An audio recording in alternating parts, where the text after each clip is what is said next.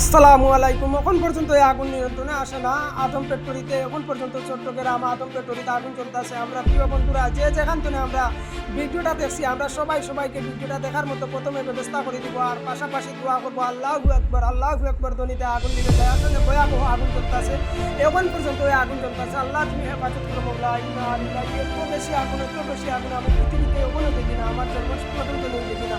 আল্লাহু আকবার আল্লাহু আকবার। ইয়া আল্লাহ তুমি হেফাজত করো বন্ধুরা। এখন পর্যন্ত এই আগুন চলতেছে, আর ফায়ার সার্ভিস লোকেরা এখন পর্যন্ত কাজ চালিয়ে যাচ্ছে। আসলে আমরা সবাই যে যেখান থেকে দেখছি, আমরা সবাই দোয়া করবো আল্লাহু আকবার দিতে।